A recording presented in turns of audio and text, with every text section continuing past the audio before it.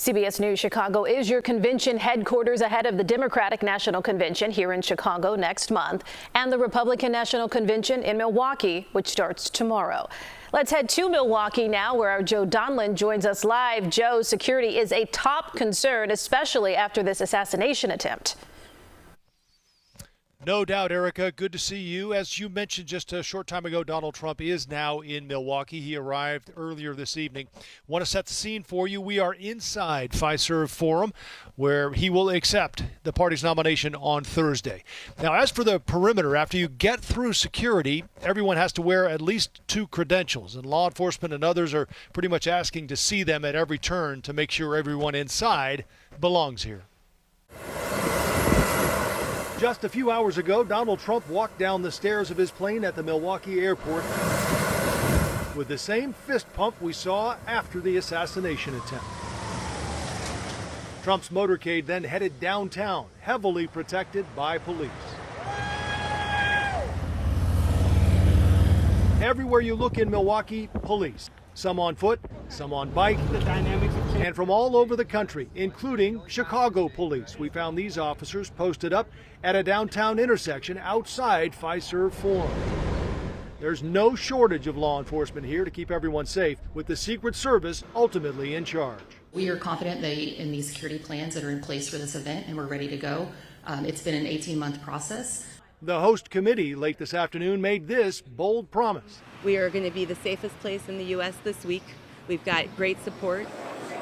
All combined, the Republican National Convention brings some 50,000 people to Milwaukee. Getting around is no small task, with fences and barricades set up all over downtown.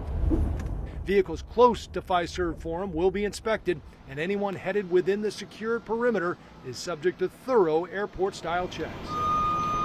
Just inside the secured perimeter, workers put the finishing touches on the area outside Fiserv. It's a festive atmosphere, but the real show is inside. Behind the scenes, we are on the convention floor here at Fiserv Forum. This is where the Illinois delegation will sit. You can see they have a great view up to the stage, all 64 right here, including 2 members of Congress from Illinois, Mike Bost and Mary Miller from downstate, right underneath the balloons that will drop Thursday night. One somewhat surprising addition to the program, Nikki Haley, Trump's political rival, who clashed with him just a few months ago during the primary process. She was not invited, but now is. In a show of party unity, Haley will now have a speaking role on Tuesday. The biggest question as we head into the week, who will Donald Trump pick as his running mate? Now, some of you may be wondering about Haley. Is there a chance it could be her?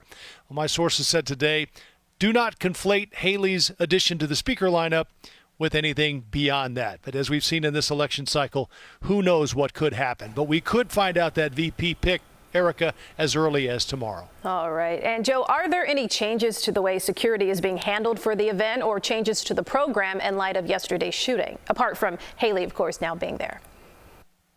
Right. I asked about that because there was talk that the perimeter might expand, might widen out, but it just became too big of a project to do with all of the concrete that's closing off the streets around.